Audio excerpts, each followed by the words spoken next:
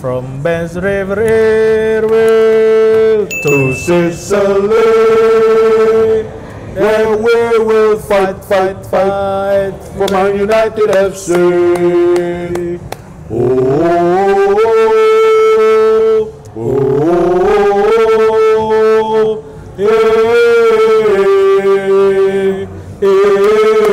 One more time from the river Airwell to Sicily, where we will fight for Man United FC.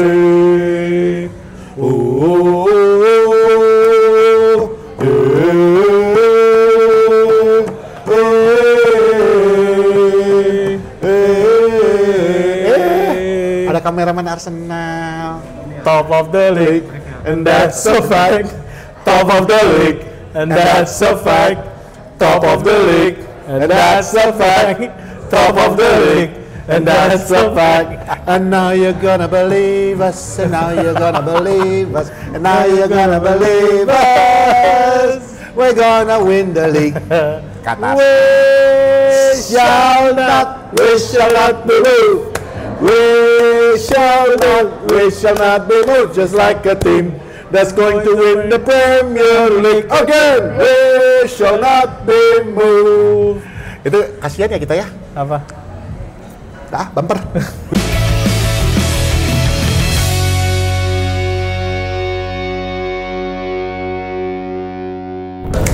Kembali lagi di Poros Salam bersama saya Patrick dan Raymond Cunha. Raymond Cunha, lo tau nggak tadi? Gue bilang di pembukaan gue bilang kan. Gue manggil kan Raymond Cunha. Iya. Ya. Kun, lo tau nggak kenapa tadi dia? Kun Coro. Gue bilang kan kasihannya kita ya ngecen yang tadi itu. Kenapa? Ngarep. Bukan ngarep, men. Apa tuh? Kita kan udah susah untuk nyanyiin itu ya. Jadi demi kita nyanyiin buat kameramen Arsenal. Oh, iya. Supaya itu lagu itu bisa kita nyanyiin. Iya. Kalau dulu mah bebas ya, top of the league. And that's a fact. Top of the league. And that's a fact. Pet. Duh. Apa ya? Gua hari ini dari kemarin sih sebenarnya. Padahal itu kan kasusnya udah lama ya. Maksudnya udah dibahas udah lama gitu. Ini masalah orang konsorsium mau ngambil apa tuh? Sebentar bang, sebelum mulai bang, ini gue beli ya di Lithium tuh ada nih snack favorit kalau lagi nobar, tahu pedes, deh. Terus ini ada tambahan nih jagung juga murmer nih dua-duanya. Anjir ini cabai rawit semua, bang. Ini gue beli untuk perayaan kemenangan Liverpool kemarin bang. Dimakan dulu bang. Gede banget, ntar dulu. Oh, ya udah, pokoknya ini ada ya bang. Iya, siap. Kelas nih, berapa ini? Murah ya? Murah, 35, 30. Wah, nobar sini makanya. Rasain sekali-sekali dah. Oh iya. Kita ngecen-cen kayak tadi tuh ya, bareng-bareng. Kan lupa kan tadi gue mau ngomong apa kan? Gue mau cerita nama gua. Oh iya, ada yang lagi digoreng banget nih, perihal konsorsium Qatar yang mau ngambil alih kepemilikan Manchester United. Menurut lu gimana? Taduh, itu jadi apa bener? Masih rumor sih, belum ada. Maksudnya gini, belum ada statement official. Berarti kan artinya rumor kan? Bisa jadi gosip. Selama nggak ada official. Ya. Tapi yang ngomong kan beritanya ini udah di mana-mana gitu loh. Maksud gua kalau memang benar ditambah si pemilik sekarang terakhir berapa lu? Dia ngasih berapa ke Ineos? Dulu di zamannya Ineos tuh 4, sekian billion. 4, sekian lah ya. Nah ini dia nggak mau jual di bawah 5,2 billion, anjing nggak? Emang dasar Di markup biar nggak ada yang bisa beli gitu. Emang dasar Zionis. Iya. Parah. Nah menurut lu gimana? Kalau memang benar, kan kita kemarin bahas ini kalau kejadian mungkin akan mengganggu, iya nggak sih? Karena yang dibawa sama dia bukan duitnya doang. Kalau emang benar, yang dibawa kan Ya udah pasti masalah politik dan lain-lain lah. Sebenarnya gini Mon, di satu sisi, siapapun yang mau mengambil MU, nggak siapapun juga ya, asal credibility-nya ketahuan, terus ketahuan nih bakal tanggung jawab nggak modelan Glazers lagi yang emang dari awal kelihatannya memanfaatkan. Bukan cuma memanfaatkan. Kalau ketika gue bilang nggak seperti Glazers lagi, adalah lu cuman ngambil dari bank lagi, gue nggak mau. Tapi kalau lu memang punya modal, punya duit, lu mau ambil, gue sih masih mendingan lah ya. Dengan catatan, tuh utang-utang MU itu lu lunasin dulu semuanya, istilahnya. Di luar biaya pembelian lu, itu satu. Itu yang gue inginkan. Tapi, yang gue khawatirin sekarang ini, kalau terjadi, kan di episode lalu juga kita udah sempat ngomongin kan, ketika dia masuk nanti siapapun konsorsium ini, otomatis dia nggak cuma dealing dengan Glazers, dia akan hubungan dengan Ineos. Betul. Karena part of the deal adalah 29% daripada 29%, bukan 28. Iya, 29% itu miliknya Ineos kan. Nah, cuman part of the deal dari Ineos dengan Glazers adalah Ineos walaupun mereka cuma punya 29%, mereka menguasai full 100% tentang sepak bolanya. Jadi ambil alih operasional sepak bola lah ini ya. Jadi dalam kata operasional sepak bola itu artinya siapa manajer, siapa staff, siapa yang berurusan dengan sepak bola, bahkan pemain. Itu semua urusan Ineos. Nah, kalau misalnya ada konsorsium masuk, seorang konsorsium juga nggak kan pengennya ngambil sepak bola itu untuk sepak bolanya kan. Nah, kalau Glazer kan mereka nggak keberatan itu karena mereka nggak ngerti bolanya. Mengganggu kestabilan daripada klub. Menarik, karena fakta lainnya si konsorsium yang belum disebutkan namanya ini berarti kan bukan individual, ada beberapa pemegang saham di dalamnya. Dia ngajak beberapa legend Manchester United, Wayne Rooney, David Beckham, Eric Cantona. Lebih kepada untuk ambasador kan? Enggak. Jadi? Mereka dikasih saham. Jadi mereka sebagai jatuhnya mereka konsorsium misalnya ada 2-3 orang katakanlah ya. Dengan masuknya Eric Cantona, David Beckham, Wayne Rooney, mereka pemegang saham sah jatuhnya.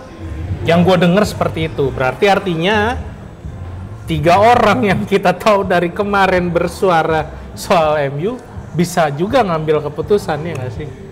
Itu yang bikin tambah ya itu rumit menurut gua kalau memang kejadian. Ya whichever it is lah Mon. Maksudnya kalau memang jadi terjual itu sebenarnya berita baik ya untuk MU-nya sendiri. Karena kita everybody please save us kan gitu. Sama kayak waktu zaman Onana, anybody come to us. Please. Tinggal masalahnya bagaimana kesepakatan itu. Karena gue jujur gue lebih senang kalau Ineos yang megang sepak bolanya. Udah.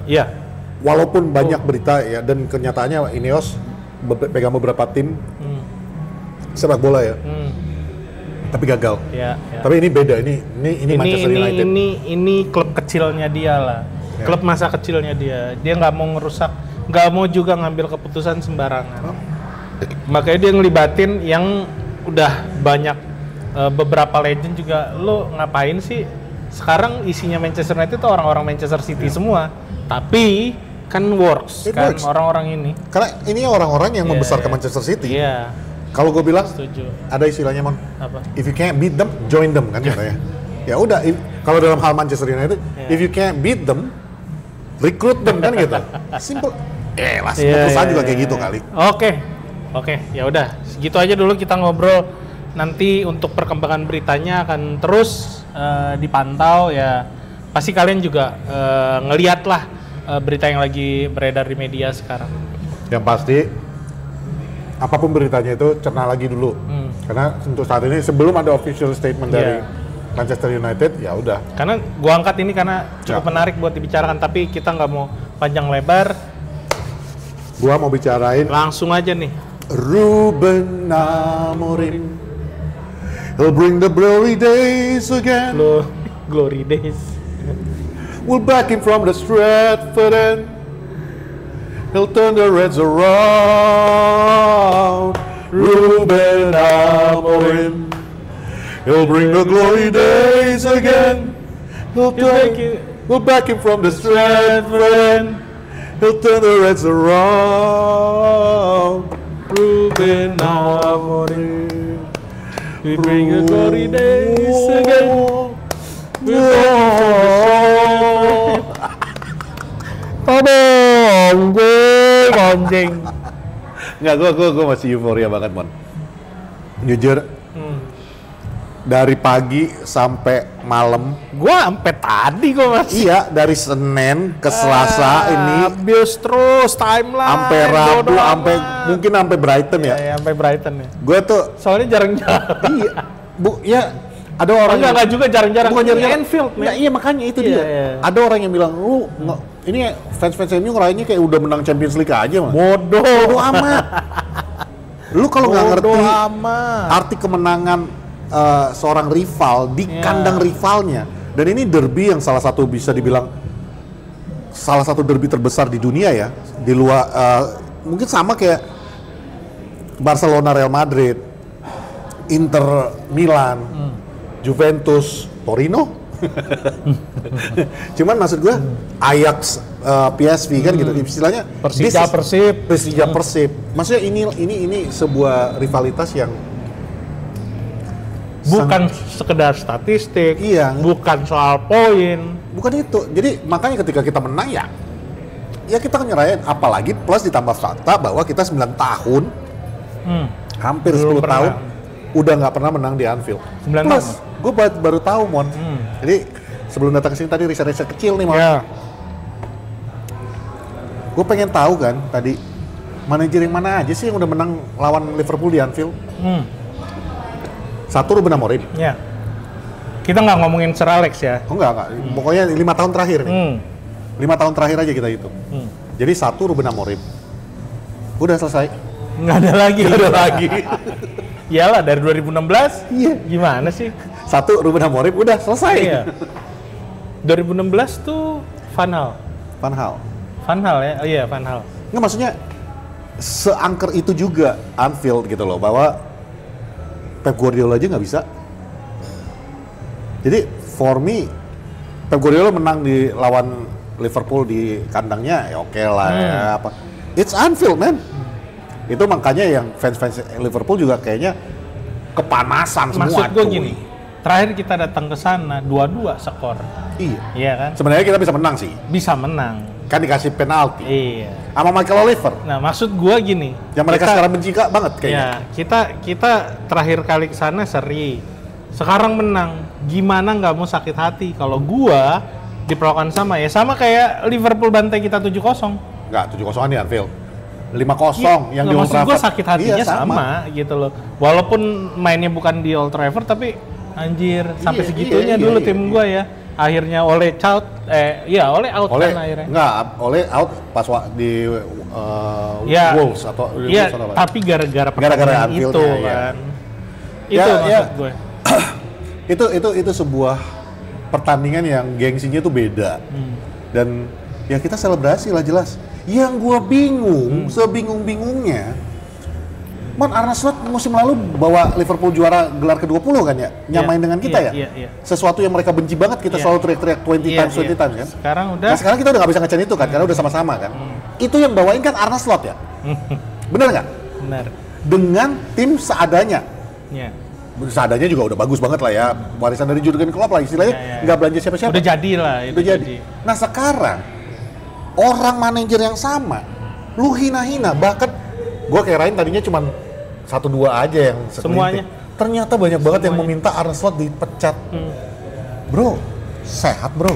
Gak ngerti lagi gue, aduh kok ada nyamuk ya. Maksudnya gini loh, ini lu apresiasi Arne Slot. Itu tim yang musim lalu juara itu tim yang dibentuk sama Jurgen Klopp. Ya, tapi Jurgen Klopp aja gak bisa bawa tim itu juara. Tapi maksud gue gini, pasti yang teriak itu, gue gak tahu ya, tapi kan ada beberapa pandit luar udah seumuran kita gitu loh. Mungkin dia nyari viewers. Karena sekarang kalau gue lihat di timeline tuh yang teriak ya anak-anak sekarang, ngerti nggak lo? Mungkin yang pasti nyari viewers. Iya. Maksud gue, ya sukses dunia sosial media kemakan, ya korbannya sekarang klubnya sama kayak kita kemarin kan. Makanya gue lega banget. Gue jujur, setelah kita ngalahkan Liverpool kemarin, Arne Slot 4 kali berturut-turut kalah. Beban media sosial itu semuanya yang tadinya nggak MU nggak makan, sekarang nggak Liverpool nggak makan. Wassalam, lu nikmatin no, lu makan no. Lu butuh viewers kan, akun-akun tersebut. Ya, tuh dapet tuh. Tapi gini, sekarang justru yang lagi diangkat ini tetap ada sedikit nggak MU nggak makan. Sekarang lagi dibahas adalah perubahan taktiknya Amorim. Apakah begini, apakah begitu, akan berhasilkah di pertandingan besok lawan Brighton ini? Mulai dari long ball yang sering dilakukan, padahal gini ya, sistem fleksibel ini kan baru 3 pertandingan ke belakang. Ini nanti gue mau tambahin dikit. Ya, terus dan kayaknya juga baru kemarin ketika lawan Liverpool, Manchester United hampir 80% kalau gue bilang melakukan long ball. Tapi itu beralasan karena kita nggak mau main dari tengah. Bodoh kalau meladeni klub sekelas Liverpool lo build up dari bawah, bener nggak? Ada pemain-pemain yang membahayakan di sana. Szoboszlai, Salah, walaupun kemarin nggak tahu Salah ada di mana ya.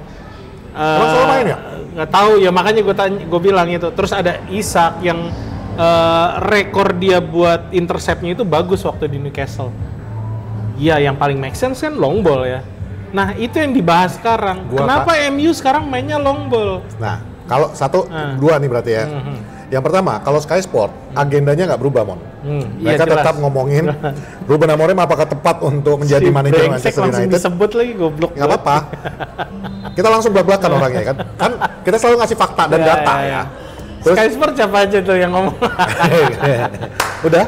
Dan mereka itu kan mereka mempermasalahkan juga tentang formasi tentunya terus yang dia bilang. Sekarang masalah yang tadi long ball itu, ini langsung ini lagi digoreng. Ini langsung keluar dari mulutnya Ruben Amorim. Ya. Nih gua ngomong di sini. Nih frame-nya ya, nih. Ruben Amorim is a fucking genius. Karena kata Ruben Amorim, we will fight for the second ball. Ya iya, itu yang dilakukan. Jadi, caranya lu dapetin second ball, ini yang gue bilang genius. Lu lihat Lamens, dan ini setelah gua ngelihat data statistiknya Lamens, Mbeumo itu yang jaga itu Van Dijk. Lu kasih bola atas, pasti kalah. Si Ahmad Kerkes. Semuanya tuh ke Mbeumo. Oke. Udah pasti kalah. Ya. Makanya bola statistiknya Lamens jelek banget, Mon. Iya. Semuanya tuh bolanya ngarah ke Mbeumo, merah semuanya. Dari 18 attempt long ball, cuma 4 yang nyampe. Iya. Dan yang 4 itu nggak ada ke Mbeumo. Iya. Disengaja. Supaya untuk ke Van Dijk header, second ball diambil, yang kejadian golnya Mbeumo. Itu makanya gue bilang, sebenarnya masalahnya bukan di long ball-nya. Sebenarnya yang disorot di pertandingan kemarin adalah United, Ruben Amorim berhasil ngerubah anak-anaknya bisa memenangkan duel second ball dan duel fisik. Iya. Itu kan intinya, tapi yang digoreng sekarang perubahan taktik, perubahan permainan Amorim dari 3-4-3, 3 back berubah jadi 4 back dan long ball.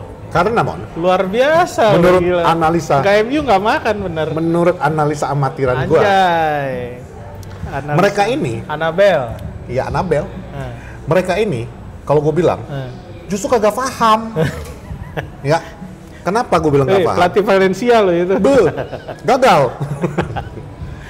Karena gini, mereka tuh udah terlalu enak untuk jualan jargon 3-4-3 tidak bisa dimainkan di Manchester United. Itu udah sempat terjual. Fans-fans plastik MU banyak kemakan. Kardus-kardus banyak kemakan. Akhirnya yang nggak ngerti bola, formasi sistem itu makan. Yang taunya cuma nonton. Ngomong, ikutin ngomongan. Oh ini kan Gary Neville yang ngomong. Ini kan Sky Sport yang ngomong. Tapi bukan warga poros dong. Kalau nonton poros pasti lebih smart. Yang pasti itu jualan. Jualan untuk medianya. Iya, setuju. Kenyataannya kita dari awal musim, dari awalnya Ruben Amorim malah ya. Dari awal banget. Kita udah bilang, itu formasi 3-4-3. Sistemnya itu tidak 3-4-3. Kita kadang bermain. Lawan Sunderland 4-4-2. Kemarin 4-5-1 lawan Liverpool. Paling sering 4-5-1. Kita bahkan pernah main 4-4-2 diamond. Ya, apa itu formasinya? 4-1-2-1. 4-4-2 diamond tuh bagaimana? Empatnya di tengah diamond. Yang jangkar yang membantu jadi kayak libero gitu lah.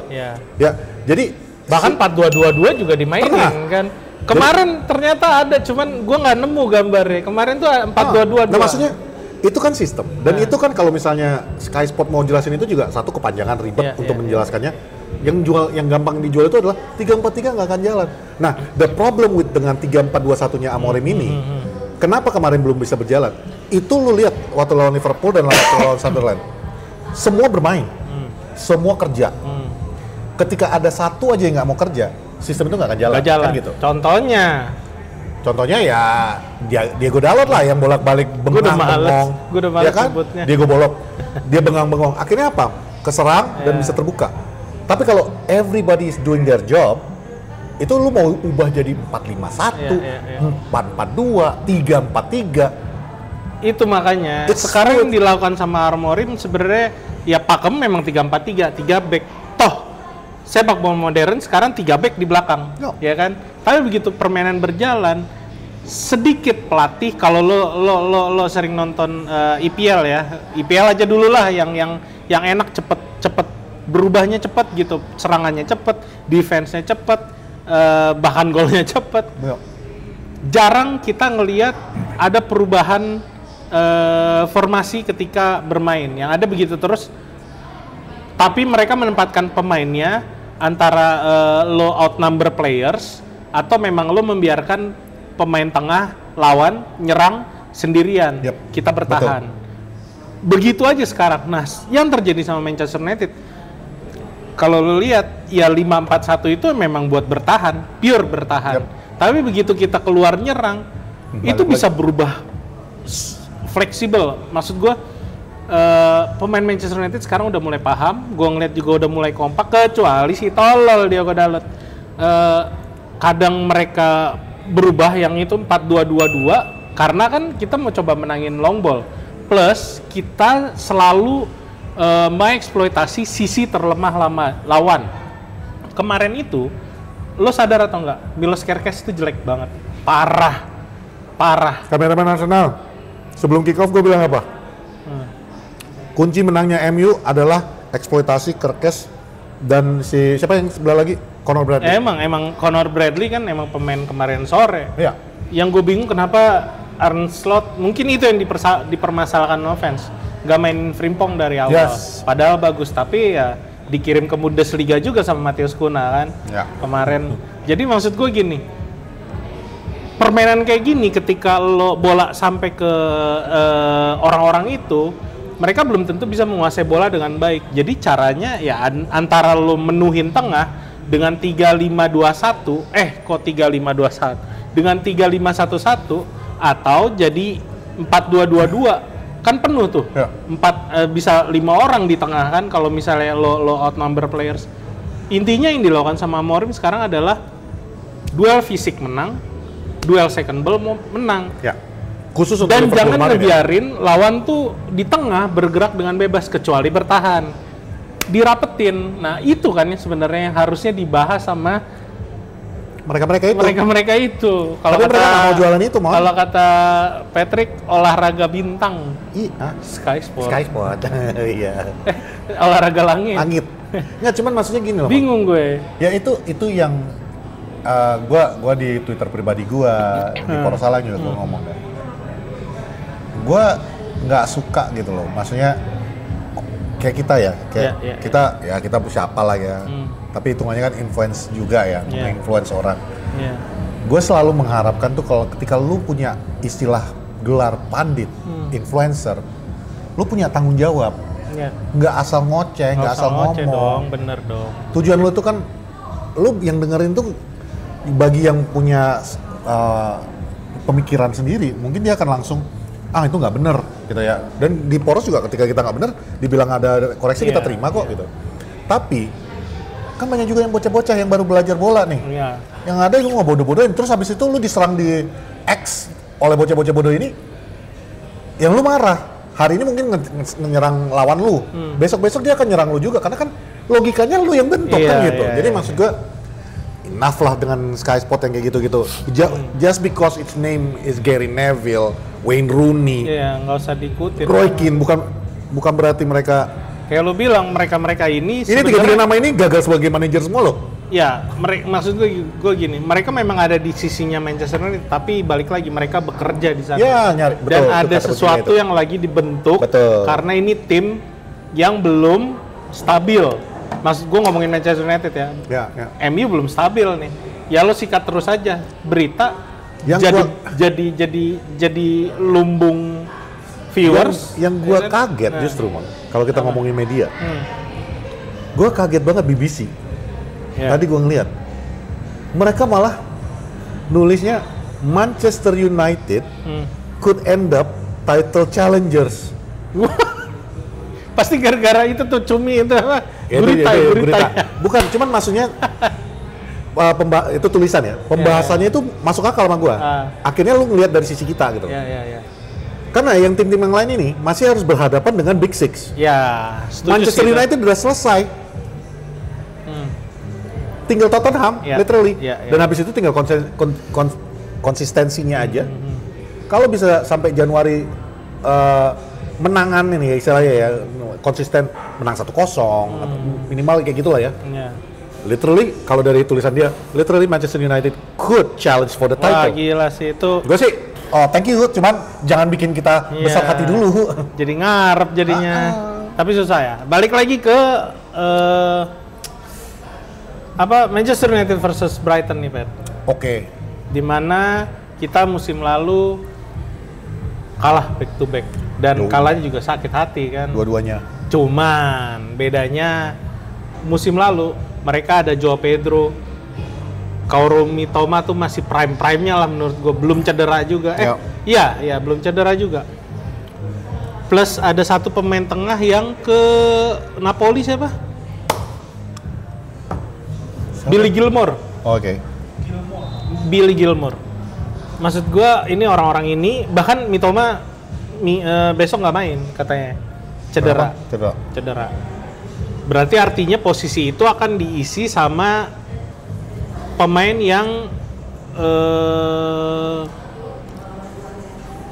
nggak pernah masuk radarnya Hurzeler di musim lalu, Diego Gomez. Bahkan dia akan dibantu sama Yasin Ayari yang menurut gue memang lagi bagus sekarang. Nah, chance-nya gimana nih, Pat? Menurut lu, dengan apa yang udah kita lakukan, mungkin gue bilang kita nggak akan gini. Kita menang lawan Liverpool, tapi gue yakin nggak berubah banyak ketika lawan Brighton. Mungkin kita akan tetap bertahan kayak kemarin 5-4-1, bener dong? Ya, bisa jadi. Gak mungkin kayak tiba-tiba lawan Brighton kita jadi bagus gara-gara kita lawan Liverpool. Kita main di syukur-syukur kalau kita bisa main kayak gitu, iya. Balik lagi kita main di kandang kayak yang lu bilang. Tekanannya besar. Menurut lu gimana chance? Gua sih ngeliatnya gini. Kita back to back kalah. Ya. Satu, track recordnya MU away-nya bagus. Makanya kemarin waktu lawan Liverpool gue lebih pede.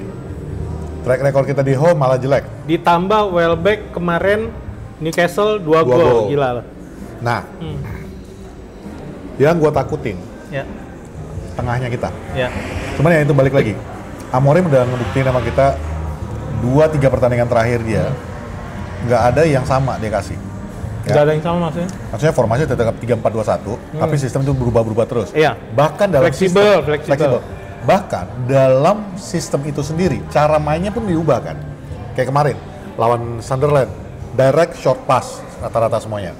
Makanya dimainkan Sesko di depan, Mason Mount sebagai jangkar untuk menyambungkan tengah ke depan, dan si Kunya yang diseratkan.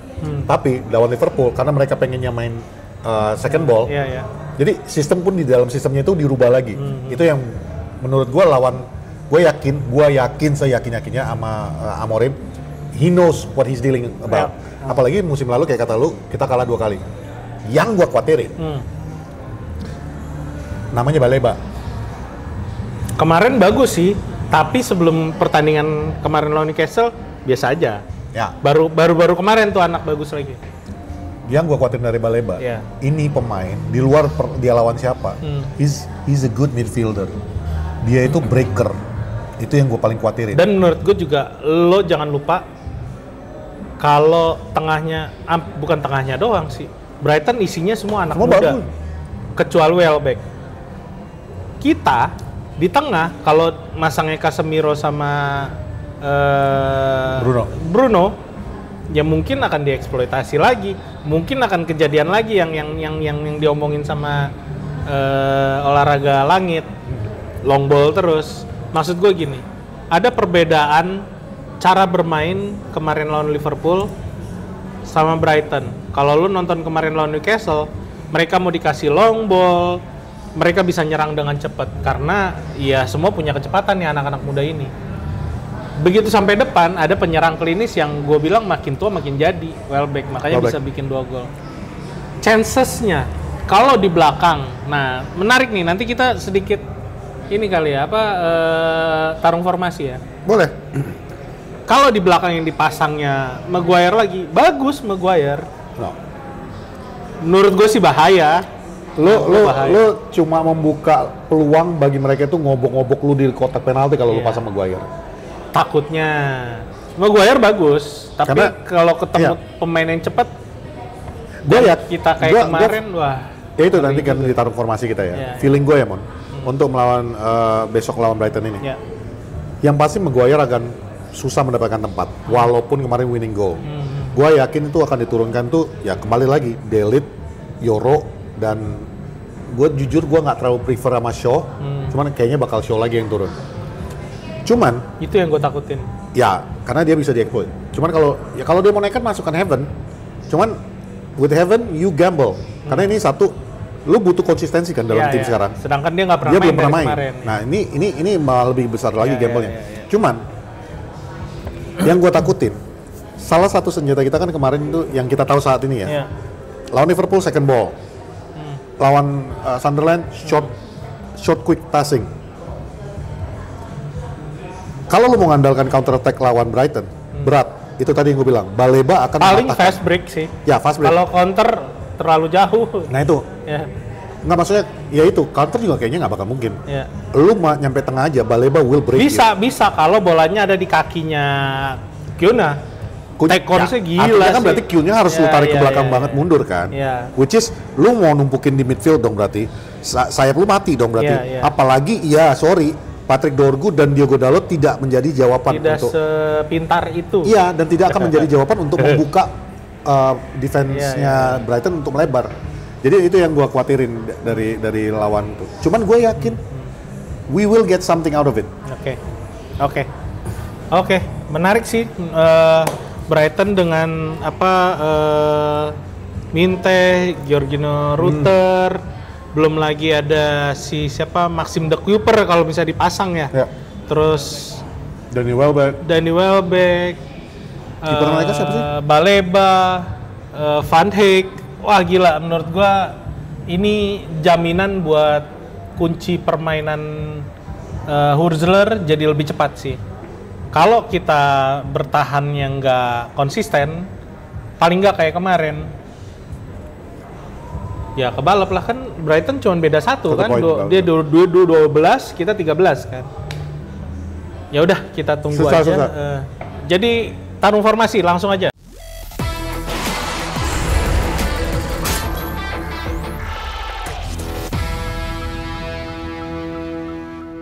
Menurut lu, MU starting lineup Manchester United dari depan aja ya gue ya. Dari atas. Ya. Up front, Cunha. Masih masang Cunha, oke. Kiri Mason Mount. Kanan Mbeumo. Di belakang mereka berdua ya siapa lagi? Kalau nggak Bruno Fernandes sama Casemiro. Wingback, kiri Patrick Dorgu, kanan. Tapi tetap aja. Kenapa lo pengen Patrick Dorgu yang masuk? Nggak, kemarin nggak works anak itu. Ya, I know. Cuman lo berharap Patrick Dorgu, oke. Nggak ada lagi. Ya. Tadinya gue pengen Masraoui di kanan. Cuman berarti kan Dalot di kiri. Ya. Cuman kalau Dalot di kiri dengan Mason Mount di kiri juga, gue itu juga bakal jadi. Gue nggak mau diekspos pada saat counter attack aja. Itu satu. Jadi Patrick Dorgu, Diogo Dalot atau si Masraoui. 3 yang tadi gue sebut. Yoro, Delite, dan Shaw. Belakang, who else? Andre Onana. Oke. Sandlemans. Kalau dari gua mulai dari belakang. Udah jelas kiper Sandlemans. Ya kan? Is Michael in disguise. Is Michael in disguise. Kata Ruben belum Mas Michael. Belum. Gila ya Ruben, parah. Segitunya kita ya. Udah kelamaan punya kiper tolol. Ya, udah kelamaan nggak punya kiper. Badut lu jadiin kiper. Oke, 3 di depan gua, di kanan itu gue pengen Yoro, di tengah itu Deli, di kiri itu Luke Shaw. Walaupun gue yakin kayaknya ya Deli sama Maguire sih kayaknya. Oh, tapi Pilihan pasti. Yoro, pilihan pasti dong. Yoro, Deli, Luke Shaw. Terus di depannya untuk mencegah bocah-bocah kayak Yasin Ayari sama siapa berarti Yasin Ayari, Baleba, Diego. Gua lebih suka wingback kita Nusair Mazraoui daripada Ahmad. Rada bahaya.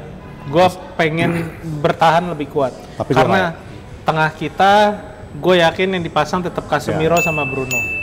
Di kiri mau nggak mau sih Dalo sih daripada Borgu. Dalo memang dibutuhkan bos. Ya. Untuk ini. Untuk lemparan Arhan ya. Oke, itu berarti Mazraoui, Casemiro, Bruno, Dalo. Di depan masih kayak kemarin sih. Gua untuk pertandingan kayak gini gue lebih memilih striker ikut turun ke bawah. Jadi artinya daripada masang Sesko, gue lebih milih duet Mbeumo dan Mason Mount di depan Cunha. Penahan bola dan membuka. Itu sih. Oke, kayaknya itu aja kita bahas Manchester United. So next kita mau bahas soal pertandingan-pertandingan lainnya. Pertandingan pertama di hari Sabtu udah pasti akan diisi oleh peringkat 15 lawan peringkat 19. Leeds lawan West Ham di Ellen Road. Daniel Farke 4-3-3 lawan Nuno Santo yang kemarin kita pikir bakalan menang. Ternyata kalah lagi. Berarti cuman ya nggak gampang ya, karena ini baru pertandingan keduanya dia. Hah? Pertama apa kedua? Kedua, ini pertandingan kedua dia. Dan gue pikir dia akan kemarin tuh kalau nggak salah dia pakai 4-2-3-1 juga. Gue pikir dia akan langsung ngerubah timnya jadi 4-1-4-1 lagi gitu kan. Ternyata ya kita lihatlah ini apakah dia berhasil, karena ini game menurut gue West Ham wajib menang, apalagi lawannya Leeds. Dia harus curi poin buat ngangkat 19 coy. Gila loh, jauh banget ini. Sama-sama juga tren buruk dua-duanya karena Leeds udah kalah 3 kali. 1 seri lawan Bournemouth, 1 kali menang lawan Wolves. Lawan Wolves ya pasti menang. Bahkan kemarin kalah lawan sesama yang lagi berusak di bawah. Iya. Burnley. Terus West Ham juga ini baru 1 kali menang lawan Nottingham Forest, 1 kali seri lawan Everton. Sisanya dia kalah. Jadi menurut gue ini akan pertarungan cukup sengit buat tim papan bawah. Okay. Tenggat kita udah nggak di situ lagi. Bahaya loh ini, gila-gilaan ini main guys, maaf ya kami duluan. Next. Kalau menurut BBC calon juara. Ya sih. Enggak. Gurita gara-gara Gurita. Menurut Gurita kami calon juara. Tapi Gurita itu memprediksi Argentina menang? Argentina benar. Ya, runner-up lagi dong kameramen. Oke, next pertandingan peringkat 5 lawan peringkat 7. Wah, seru nih, Chelsea versus Sunderland. Dimana kali ini Chelsea masih belum diperkuat sama Enzo Fernandes, Benoit, gimana sih ngomong? Benoit Badiashile, Cole Palmer, Liam Delap, ya intinya banyak pemain yang nggak main. No worries, ada Garnacho. Anjay. Dia dibeli untuk ini. Ya. Gue sampai bingung mau ngomong apa. Intinya ini tim yang walaupun berbeda peringkat 5 lawan 7, poinnya sama 14. Seru. Kalian wajib menang Chelsea. Ya. Karena gue ingat kalian masuk ke X gua mengatakan Ya elah, menang lawan Sunderland aja selebrasinya gitu amat. Iya. Nah, harus menang. Tapi bisa jadi Chelsea menang lagi karena Nggak apa-apa, sama trennya gua. Sunderland di Stamford Bridge itu jelek. Dari 2010 nggak pernah menang. Gak apa-apa. Wah Nah, sih. Kenapa tiba-tiba? Lu takut dideketin ya, lu takut iya. dipepet ya. 14 sama 19, beda 5. Iya. Karena Arsenal besok lawannya Crystal Palace. Iya. Enggak, nih Arsenal. Arsenal udah mulai jantungan. Anjing, MU menang. Kemarin gua harapin menang memang. Tapi ini kenapa jadi mepet semua poinnya? Iya. Keselip sekali aja. Tiba-tiba udah ada yang, hello. Ya, jadi pertemuan terakhir tuh di Stamford Bridge mereka 2016-2017. Ya intinya rekornya Sunderland tuh ke Stamford Bridge jelek lah. Bahkan zaman itu mereka menang di 2016-2017 tuh kalau nggak salah masih Diego Costa, Kante, masih gitu-gitu. Bagus dong. Iya, ya pelatihnya 3-4-3-nya Antonio Conte. Iya. Next, Newcastle versus Fulham. Ini persis peringkat 14 lawan 15. Gila ya. Harusnya sih Newcastle Tim papan bisa. bawah diduluin anjay. Iya Tim dong. papan tengah, Bro. Bro, Belagu banget nih. calon juara bro, Poros menurut belagu BBC. banget. Jadi ya Newcastle versus Fulham yang menurut gue ini juga pasti seru. Newcastle nih lagi dapat boost kemarin di UCL menang 3-0 dari Benfica. Ya. Gila sih. St. James Park udah mulai mengerikan. Siapa Tapi namanya? tapi terakhir di liga dia kalah 2-1 lawan Brighton. Gua susah banget nyebutin nama striker barunya. Walter Mayday. Walter Mead Walter ya, nggak pakai E-nya ya. Itu Walter Mead itu. Walter Mead. Gua Walter ngelihat Mead. interviewnya dia Nah, yang kejadian lawan Arsenal. ya. Dia bilang itu ada tangan ke muka gua. Dan pas waktu gua lihat replaynya memang ada. Ya. Itu siapa backnya lo? Gabriel, Saliba, Jurriën Timber. Ya. Gabi. Oh, Nah, itu memang ada. Cuman dia langsung mendatangi saya dan mengucapkan minta maaf. Dan itu bukan permainan saya untuk jatuh.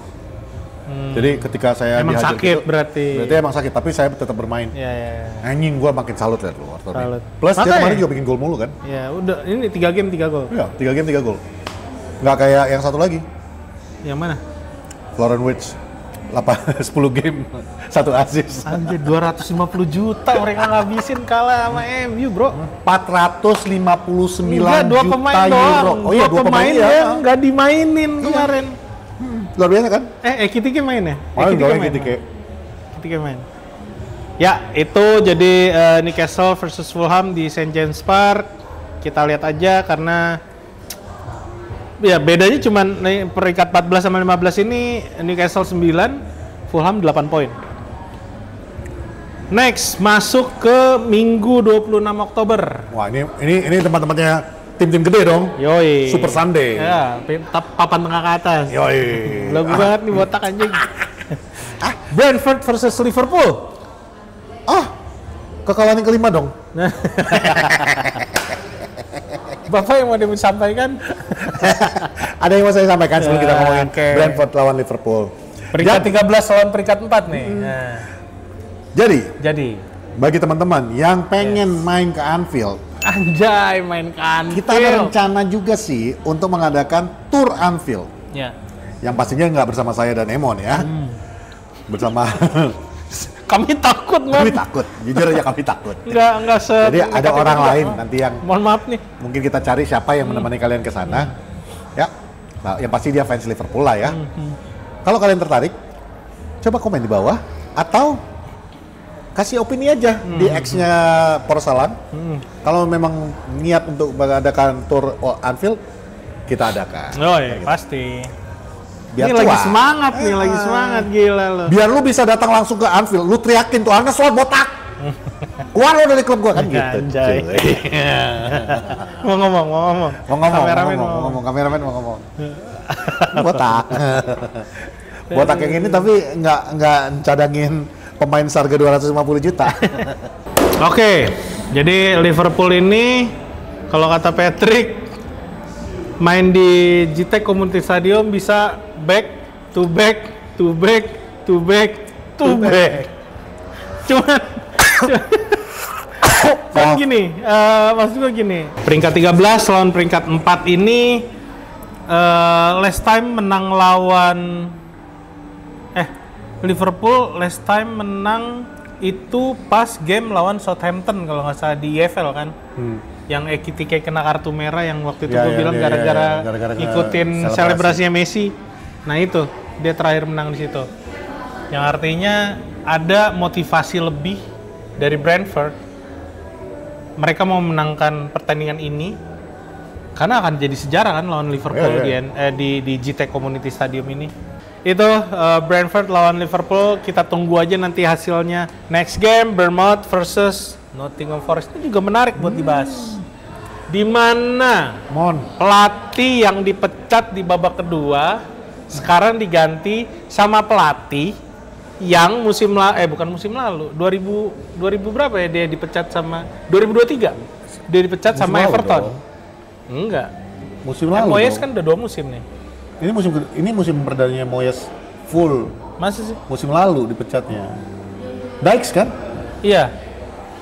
Enggak, dia dipecat di Oh ya benar, Januari 2025 benar. Dia ganti Lampard. Iya. Si Moyes. Iya. Jadi ini adalah pelatih yang bisa dibilang di tahun 2024 ya berarti ya. Karena dia dipecat sama Everton di 2025 ya Januari 2025 makanya digantiin sama Moyes. Betul. Sebelumnya dia gantiin si Frank Lampard di 2023. Betul. Bakalan berhasil nggak? Evangelos Marinakis dengerin kita. Ya makanya kemarin kita bilang jujur, gue nggak mau banyak bicara karena gue pengen lihat Nottingham Forest turun terus. Kalau kita ngomong, takutnya didengerin lagi. Iya, didengerin lagi. Evangelion. Evangelista. Tapi gini, Sean Dyche juga bukan someone special sih menurut gua, Mon. Waktu di Burnley, iya. Menurut gua di Burnley dia berhasil. Nah itu dia, sama kayak David Moyes. Moyes ketika dia meninggalkan Everton, dia berpetualang kemana-mana, ke MU salah satunya. He failed. West Ham oke lah, dia agak baik. Artinya gini, ada manajer yang memang lebih baik bermain di manage tim-tim yang papan tengah atau tim-tim papan yang pressure-nya itu tidak sebesar. Dan Nottingham Forest juga bukan tim yang besar ya. Sorry, maaf. Mereka pernah jadi tim besar. Mereka udah juara Champions League. Nggak kayak yang timnya yang ini. Belum pernah. Paling nggak musim lalu dia juga di atas kan. Ya, itu justru yang menjadi berat bagi Dykes. Kenapa gue bilang jadi berat? Karena kali ini dia harus membawa Nottingham Forest di Champions League juga. Itu akan menjadi cabang. Siapapun yang memegang Nottingham Forest jadi loss of konsentrasi. Iya, loss of concentration. Tapi jangan lupa, Pet.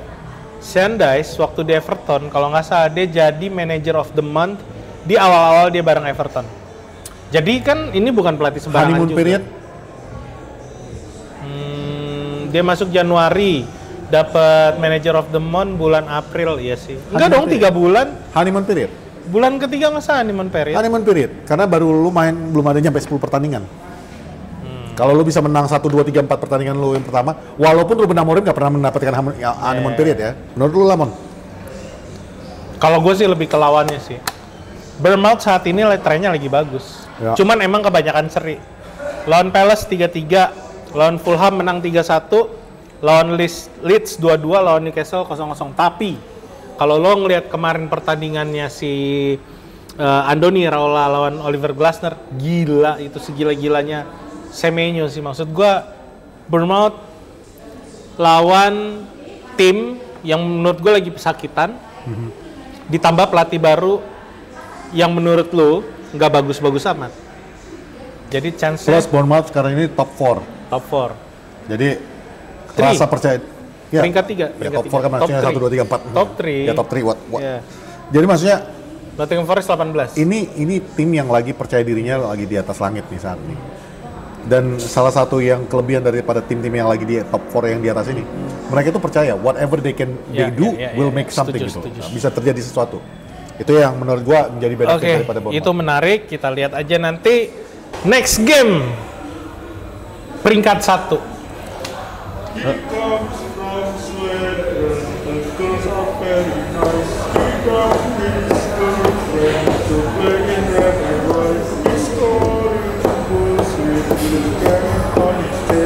His name is Victor. Victor Gyökeres.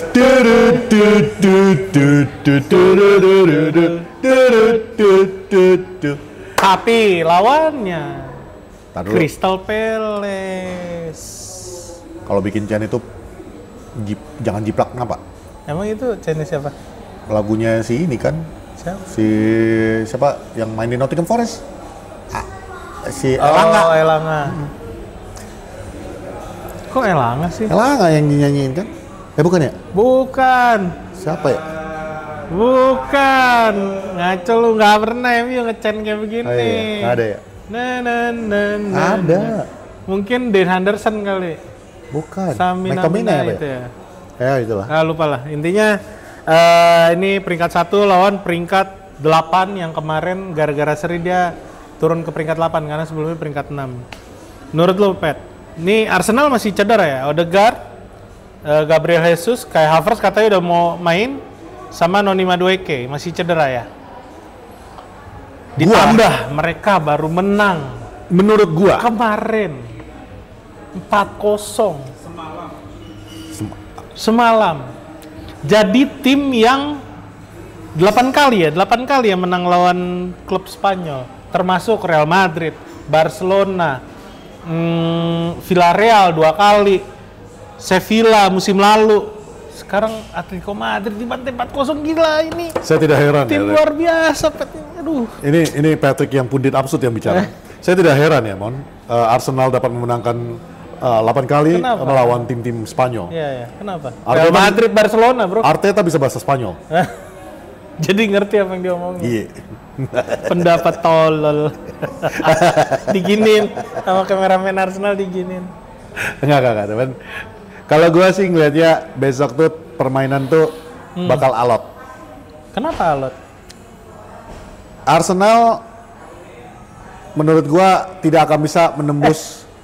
Booster, moodnya lagi oke, lagi ke boost nih. Iya, gua tahu. 4-0, bro. Tapi dia akan berhadapan dengan kiper kesayangan gua, Dean Henderson. Samina, waka waka, 12 again in the league. We won the FA Cup, Samina.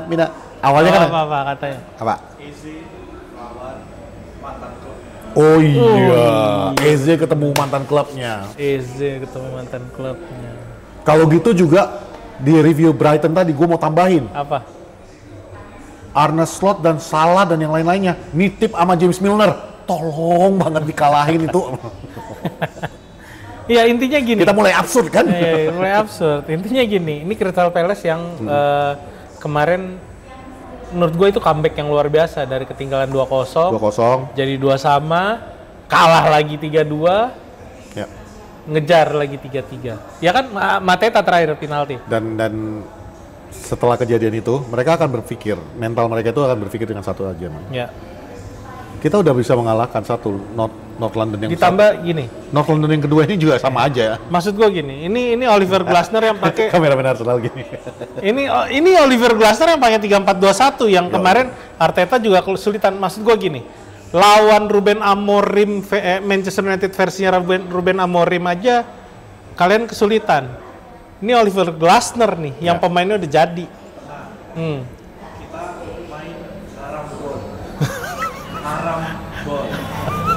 Kenapa haram bol? Anjay. Udahlah, daripada makin tambah absurd. Ini makin absurd. Kameramen Arsenalnya pun ikutan absurd. Kita lihat aja apakah si peringkat 1 ini yang lagi ditempel sama klub yang akan kita bahas berikutnya itu Man City! bisa mempertahankan posisinya atau enggak. Next, Aston Villa versus Man City. The city is yours. The city is yours. 20,000 empty seat. Are you fucking sure? Ngechat mulu nih orang nih. Lagi seneng ngechat. Ini sama-sama trennya lagi bagus. Yoi. Aston Villa tuh setelah gue lihat 5 kemenangan beruntun. Dia menang lawan Spurs 1-2, lawan Burnley 2-1, lawan Feyenoord di UL kemarin dia menang 0-2, terus lawan Fulham 3-1, terakhir di putaran ketiga kalau nggak salah lawan Bologna dia menang 1-0. What a goalkeeper can do yang bisa mengubah kepercayaan diri satu tim itu, Ya. yaitu Donnarumma Ya gue ngerti mereka. Dua-duanya kiper bagus. Iya, nggak, maksud gue ngerti. City kemarin udah mengambil Trafford dan begitu besar hype-nya tentang Trafford. Ternyata Trafford tidak lebih baik daripada Onana. Iya. Ya, dan itu menjatuhkan mental satu tim. Termasuk saya ngomong Trafford bagus. Itu maksudnya satu tim itu jadi terganggu mentalnya. Balik lagi, ketika Donnarumma datang, ya benar-benar back bisa berkonsentrasi untuk back, midfield bisa konsentrasi tugasnya masing-masing, striker juga bisa. Jadi maksud gue, kedatangan Donnarumma itu membuat perbedaan yang sangat. Ditambah gini, gue lihat Aston Villa trennya lagi sangat amat bagus. Ya. Dengan tim yang kemarin gue bilang, kalau timnya ini lengkap, apapun bisa dilakukan sama si Unai Emery dengan 4-2-3-1-nya. Tapi jangan lupa, Manchester City saat ini lagi fit semuanya. Itu yang menurut gue juga bahaya. Ditambah Erling Haaland, bro, kalau gue cek di sini udah dari iya itu monster nggak bisa berhenti menyetak gol. Gue yang malah kasihan sekarang sama Mamush. Maksud gue dari 5 pertandingan terakhir dia nyetak 8 gol, gila. Kayak lo tau nggak? Total City tuh nyetak 12 gol dari 5 pertandingan terakhir, 8-nya dari dia. Iya. Lo tau nggak? Erling Haaland itu harus mengucapkan terima kasih sama Mamush. Marmus juga sekarang udah sembuh. Iya. Tapi dia harus berterima kasih sama Marmus. Kenapa? Tau nggak kenapa? Lo tau nggak kayak misalnya orang yang kelamaan belum hamil nih istrinya ya, kadang-kadang ngambil anak angkat kan, supaya kepancing kan gitu. Ini kan Haaland kemarin udah sempet nggak bisa bikin gol kan, begitu Marmus diambil, gila si monster balik lagi, tartor. 2 gol bos, lawan Burnley 5-1 bos, gila. Jadi intinya mungkin City menurut gua sekarang adalah klub yang bisa jadi top contender dan satu-satunya kandidat yang bisa fight sama Arsenal. Tapi tenang, kameramen Arsenal, seperti yang gua sebutkan selama ini, daripada City yang juara, gua tetap akan berdoa supaya kalian yang bisa juara. Mudah-mudahan. Kecuali Januari tiba-tiba MU yang di posisi 2 dengan selisih poin cuma tinggal 2 atau 3, maka gua akan mengatakan Manchester United yang juara. Jangan. Ini gue mewakili komen di YouTube. Oke. Iya. Dan sebelum kalian komen, gue yang akan komen duluan. Lagi menang aja bacot lu kemana-mana. Minggu depan juga nggak begitu kalah aja. Diem lagi lu kan. Nah, udah gue komen duluan ya. Jadi lu kagak bisa komen. Next game, Wolves. Waduh, juru kunci lawan Burnley yang juga lagi di peringkat 17 di Molineux Stadium. Gue nggak bisa ngomong banyak sih kalau pertandingan satu ini ya. Gue cuma bisa bilang kasihan. Kasihan ya. Kasihan, benar-benar kasihan. Tapi bego sih. Lu udah menjual begitu banyak pemain hebat lu. Replace them with somebody yang kualitasnya sama. Ya makanya gue bilang, kayaknya mereka juga udah nyerah deh. Iya. Nggak ada perubahan yang dilakukan. Apalagi Wang Hee-chan-nya cedera nih. Iya. Makin repot. Dan si Strand Larsen yang diharapkan bisa kemarin diambil dari Spanyol ya, apa lupa, dari Celta Vigo, ternyata di awal-awal doang bagus. Ya kita lihat aja nanti Wolves lawan Burnley ini hasilnya seperti apa, tapi ya gue lebih prefer nonton City lawan ini sih, Aston Villa. Pertandingan terakhir di hari Minggu, Everton yang ada di peringkat 12 versus Tottenham Hotspur yang ada di peringkat 6. Ya. Spurs will win this. Soto ini orang nih. Asli gak sih? Iya serius gue pengen. Everton kemarin lawan City kan nggak ada Grealish. Grealish udah balik lagi nih lawan Spurs. Tapi kita ngomongin Thomas Frank dan kita ngomongin perubahan yang signifikan di Tottenham saat ini, di musim ini ya, setelah kedatangan Thomas Frank. They are not an easy team to beat. City pun kewalahan menghadapi mereka. Inti lagi sama-sama kalah di game terakhir mereka. Betul. Cuman ya bagi gue itu kemarin ya form mereka tuh bagus kok, Mon. Dan kayak kata lu. Yang ngalahin mereka tuh yang sebelumnya kita bahas. Iya, kejar-kejaran skor gitu ya. Maksud gue enggak. Maksud gue yang ngalahin Everton sama Tottenham Hotspur ini si Aston Villa sama City sebelumnya. Betul. Nah, maksud gue tuh in any case menurut gue Aston Villa juga bukan tim yang gampang dikalahkan ya. Apalagi dengan skuad yang sekarang udah lengkap gitu. Kayak episode yang lalu kan lu bilang udah kembalinya semua pemain-pemain intinya, bahkan kipernya pun udah sekarang digunakan lagi si Emi. Udah on track lah. Udah on track lah ya. Jadi gua sih nggak heran kemarin skornya lawan Spurs itu seperti itu. Tapi Thomas Frank dengan semua kualitas yang diberikan Aston Villa tetap aja, walaupun mereka memimpin duluan ya. Iya. Dan dia juga nggak sempurna, nggak ada yang menurut gue yang sempurna. Cuman si Thomas Frank bisa menjaga tempo dari awal musim sampai sekarang. Itu menurut gue akan menjadi kunci kemenangan mereka besok untuk melawan Everton. Iya. Iya sih. Ini cuman terpaut 3 poin doang dari 11 ke 14 coy. Yap. Dan kita juga dekat Arsenal 19, City 16, peringkat 3 sama 4 sama-sama 15, Bournemouth sama Liverpool.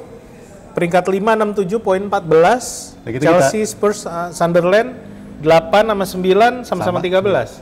Crystal Palace sama Manchester United. Istilahnya gini lah Mon, this week Ya. yang Akan jadi- gua bilang justru tekanan itu ada di tim-tim atas. Ya.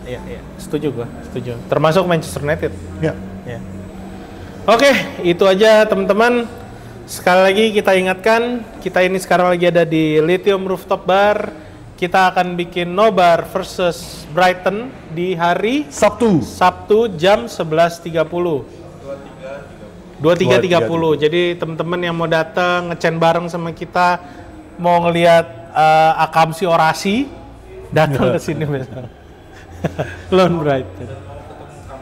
Nah, mana tahu mau ketemu sama kameramen Arsenal kan? Ya. Jangan lupa bawa sendal swallow. Ya. Ya, biar gampang namparin kameramen Arsenal. Enggak dong. Udah itu aja. Tutup, Pet. Oke. Sekian, terima kasih atas atensinya selama kurang lebih 1 jam ini. Gua Patrick. Dan gua Raymond. Dan di belakang layar ada kameramen Arsenal. Dengan kata-kata hari ini, kameramen Arsenal. Nanti aja. Kami perlu salam. Bye. Thank you. Ini Minpor katanya on the way kemana dia? Bertivi settlement Busby, have you heard of an old bang highbury? No said Matt, you cockney twat, but where the certain enders?